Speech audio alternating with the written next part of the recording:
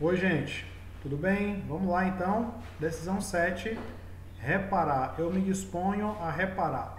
A lição 16 tem como tema reparados pela graça. Então vamos logo aqui para o versículo de Hebreus 4,16 que diz assim: Assim, aproximemo-nos do trono da graça com toda a confiança, a fim de recebermos misericórdias e encontrarmos graça que nos ajude no momento de necessidade. Bem, agora que nós já começamos a viver livre das amarras, tendo em vista que identificamos as situações e as pessoas que nos causaram feridas e que nós também já causamos feridas, que nós já compreendemos que fomos perdoados e encorajados também a perdoar, que você também reconheceu o seu erro, né? Pediu perdão a essas pessoas, assim como também você perdoou a si mesmo. O que é que a gente tem que fazer então? A gente tem que continuar fazendo reparações em meio às situações que vão surgindo na nossa vida, tá? Então, faça reparações às pessoas a qual você feriu e também se perdoe, a fim de que você possa dar continuidade a esse processo de mudança, de restauração na sua vida. Romanos 8,3 diz: Porque aquilo que a lei fora incapaz de fazer, por estar enfraquecida pela carne, Deus o fez, enviando seu próprio Filho, à semelhança do homem pecador, como oferta pelo pecado. E assim condenou o pecado na carne. Olha, à medida que você cresce nessa caminhada, é despertado em você o desejo de ser cada vez mais parecido com Jesus. Quanto mais você o conhecer, mais você desejará imitar os seus ensinamentos e seus caminhos. Isso é um processo natural, certo? E é muito importante que nós tenhamos isso como um parâmetro para nós também verificarmos como é que está a nossa caminhada.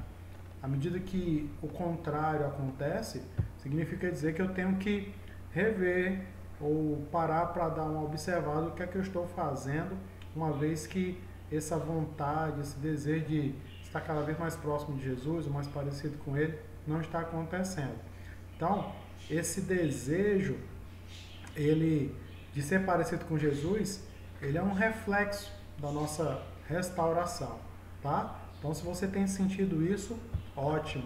Caso contrário, reveja a sua caminhada, o que é que você tem feito, a fim de que você possa então voltar para o rumo, né? Entrar nos eixos, como a gente costuma dizer. Gálatas 2,20 diz: Fui crucificado com Cristo, assim já não sou eu quem vive, mas Cristo vive em mim. A vida que agora vivo no corpo, vivo-a pela fé no Filho de Deus, que me amou e se entregou por mim. O seu coração ele deve ser morada do Espírito Santo, não mais de você mesmo, não mais você é aquele que está no comando, é aquele que está no centro, mas Cristo está sentado no trono da sua vida e assim ele comanda, ele orienta e nós somos orientados, comandados. Depois que eu e você entregamos a nossa vida a Cristo, ele age em você e através de você, certo? O Espírito Santo, ele lhe levará a caminhos que você experimentará a ação curadora em sua vida. Então é muito importante que nós nos permitamos ser cuidados, a fim de que nós venhamos cada vez mais estarmos parecidos com Cristo. Quais foram suas vitórias em Cristo nesses últimos dias? Você já consegue perceber mudança, eu tenho certeza disso. Se você chegou até aqui, o processo natural é mudança, porque a gente vai experimentando dia após dia, cada um no seu tempo, certo? Não tem essa de estar se comparando, o outro foi mais, ou eu fui menos, nada disso. Cada um de nós temos a nossa história de vida e também temos que respeitar o nosso tempo, certo? Mas você já percebe vitórias, é muito importante que você as deixe muito claras na sua memória, a fim de que nos momentos difíceis, onde você estiver assim em conflito, né, ou triste, ou decepcionado, ou frustrado, você olhe para essas vitórias e perceba: eu estou caminhando, eu estou num processo de restauração e ele está positivo. A velocidade é de cada um, mas é importante que nós celebremos essas vitórias. Você consegue identificar quais são elas? Onde a graça é necessária. Hebreus 12:15 diz: cuidem que ninguém se exclua da graça de Deus, que nenhuma raiz de amargura brote e cause perturbação, contaminando a muitos. Pessoas que não conhecem a Jesus e não desfrutam da graça são pessoas aprisionadas em suas mazelas, né, em suas dificuldades físicas, emocionais, espirituais, né, as algemas, as prisões que muitas vezes nós nos embrenhamos. Então, cada um de nós tem a responsabilidade de incluir a nossa vida cada vez mais nesse processo de restauração, a fim de que outras pessoas também possam ser beneficiadas com isso. Nós temos a responsabilidade de não deixar brotar dentro de nós essas raízes de amargura. E quando perceber, não dar espaço ou não alimentar isso dentro, porque vai surgir, pode surgir, certo? Então, o que é que a gente tem que fazer? Henrique, eu estou caminhando, mas aqui e acolá me vem alguns pensamentos lá de trás, eu fico pensando nas coisas e fico me maltratando com os erros do passado, ou então eu fico ansioso demais por coisas que eu queria que acontecessem e não estão acontecendo. É muito importante que você respeite o seu tempo e viva o seu momento de agora, tá?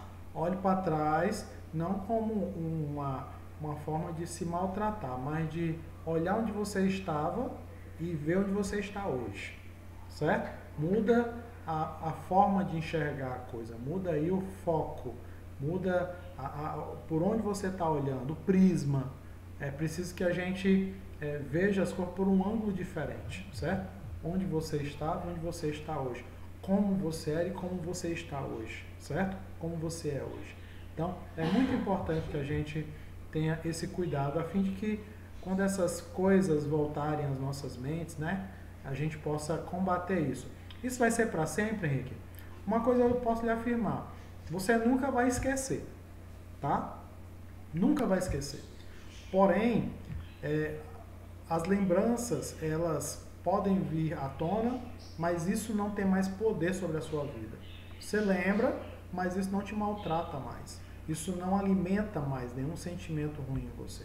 Eu lembro das coisas do passado, mas isso não me maltrata mais, certo? A ideia é essa.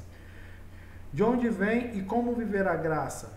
Bem, ela é um presente de Deus, e Deus é poderoso para fazer que seja acrescentada toda a graça, para que em todas as coisas, em todo o tempo, tendo tudo o que é necessário, você transborde em toda boa obra.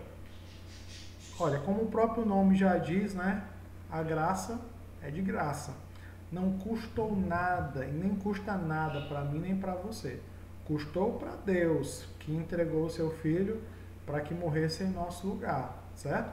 Mas Ele deu isso de graça. Então, eu gosto muito de uma frase assim: ó, não há nada que eu possa fazer para que Ele me ame mais ou menos. Ou seja, não há coisas boas que eu faça que vá fazer com que Ele me ame mais.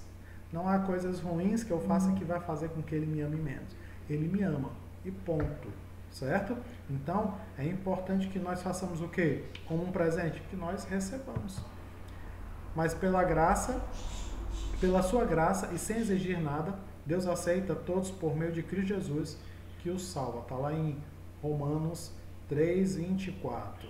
Então nós somos convidados diariamente por Ele para viver essa atmosfera plena de perdão em nossas vidas. O perdão é abrir mão daquilo que nós julgamos que nós julgamos ser nosso direito, para nos prepararmos para receber esses presentes de Deus, né? E sem exigir nada em troca. Ele dá e não exige nada em troca. Deus nos aceita porque Ele, por meio de Jesus, nós somos salvos. C.S. Lewis diz o seguinte: um homem com as mãos cheias de pacote não pode receber um presente. É verdade. Quando nós estamos cheios de nós mesmos, cheios de coisas em nossas mãos, ocupando as nossas mãos, fica difícil receber algo de Deus. Então, o que é que eu preciso fazer? Eu preciso me esvaziar de mim e deixar as minhas mãos abertas a fim de que eu possa receber de Deus. E a palavra de Deus diz que as misericórdias do Senhor são a causa de nós não sermos consumidos. E elas são renovadas diariamente. É como se todo dia eu recebesse um presente. Já imaginou aí você todo dia acordar com um presente ali para você? Pode ser um sorriso de alguém, ou então uma roupa nova, um emprego novo, uma promoção, um aumento, né? Um livramento, um elogio, mas também pode ser uma oportunidade de fazer reparações. Para quem já fez, sabe o que eu estou falando e que é realmente libertador, certo? É como se eu vivesse preso a alguma coisa, a uma situação, e aí quando eu faço a reparação, eu tenho uma oportunidade de experimentar a liberdade de novo. Qual foi o presente que Deus lhe deu hoje? Hoje, nesse exato momento, certo?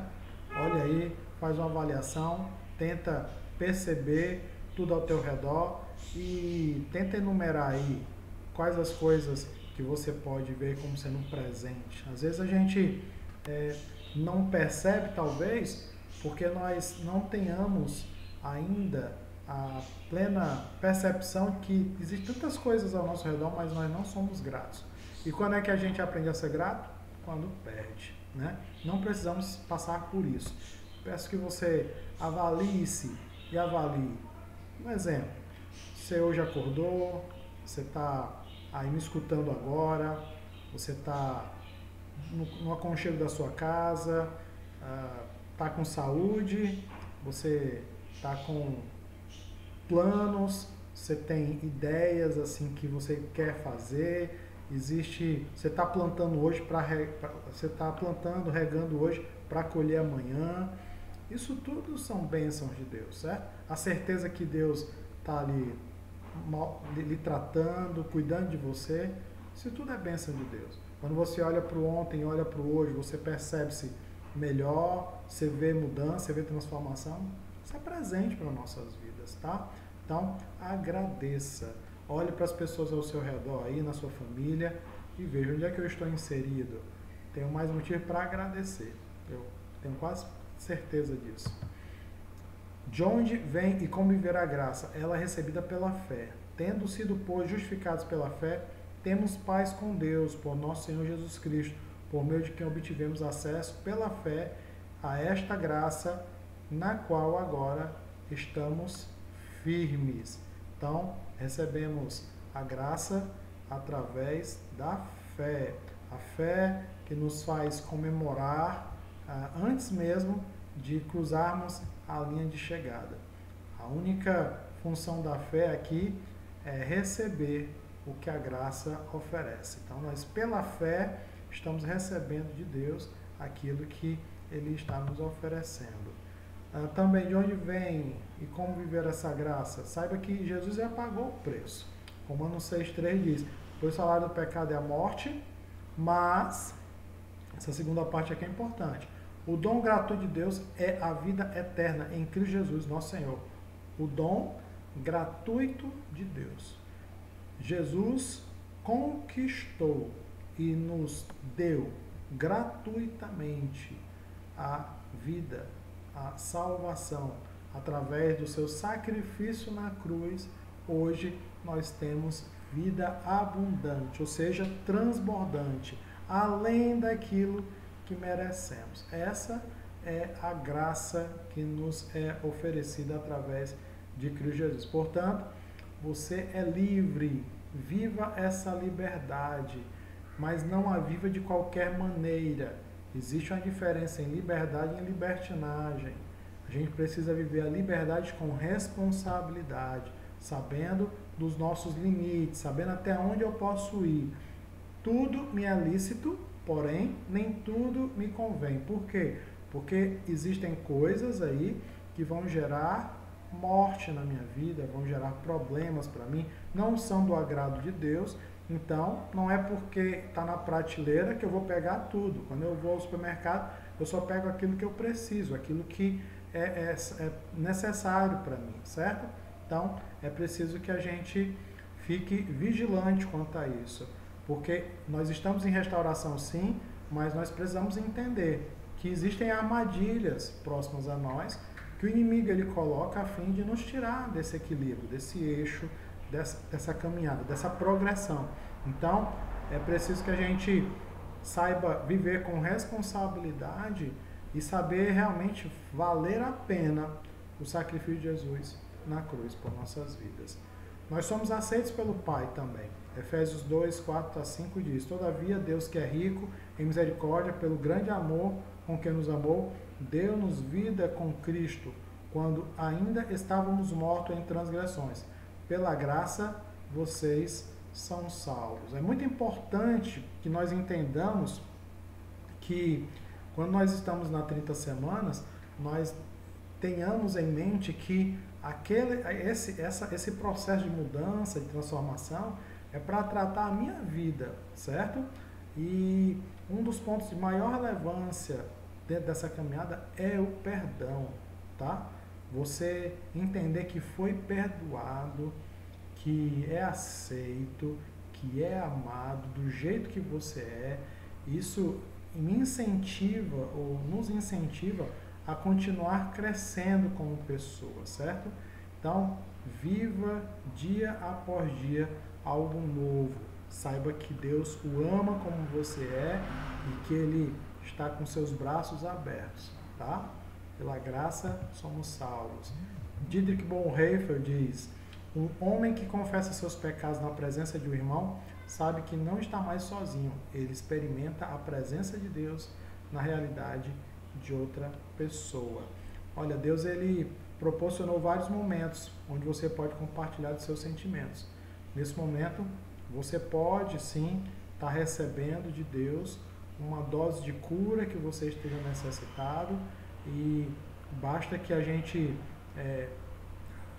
peça perdão por algo que fez, a fim de que a gente possa, restabelecer esse contato, essa conexão que nunca foi perdida. É importante lembrar, quando nós pecamos, nós não deixamos de ser filhos, nós colocamos aí uma barreira, entre nós e as pessoas, e com certeza as nossas orações elas não são ouvidas, tendo em vista que nós estamos distantes de Deus. Então, a gente precisa estar mudando constantemente para que a gente mantenha o vínculo, o contato com Deus.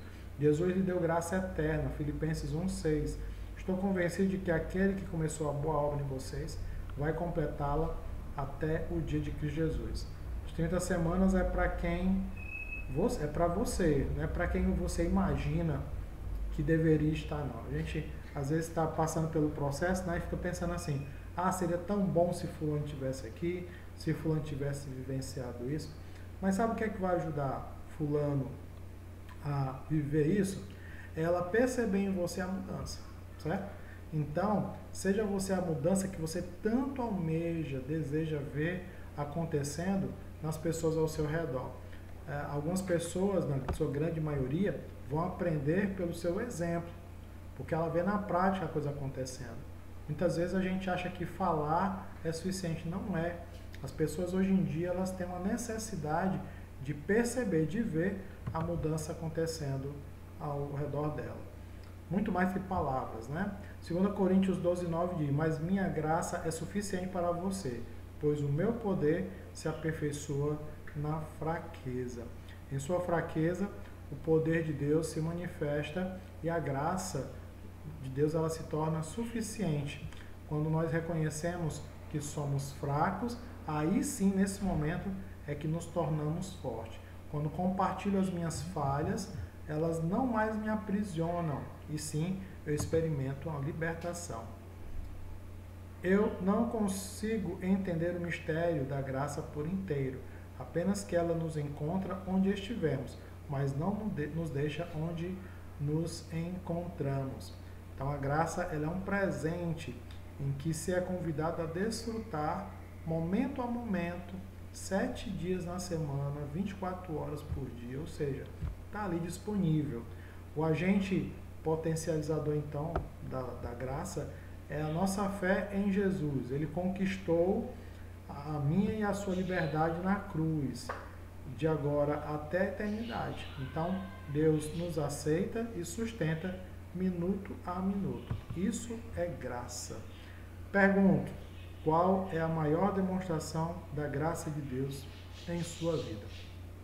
Tenho certeza que você tem experimentado mudança, tem recebido de Deus bênçãos sem medidas. É importante que nós as enumeremos a fim de que nós saibamos como é a graça de Deus que tem se manifestado em nós. Então, quero te abençoar nesse dia com essa palavra e te desejar um dia abençoado e que você saiba, Deus o ama muito e Ele quer demais ver melhoria na minha e na sua vida. Continua, vamos em frente. Um abraço, fiquem com Deus, até a próxima. Tchauzinho.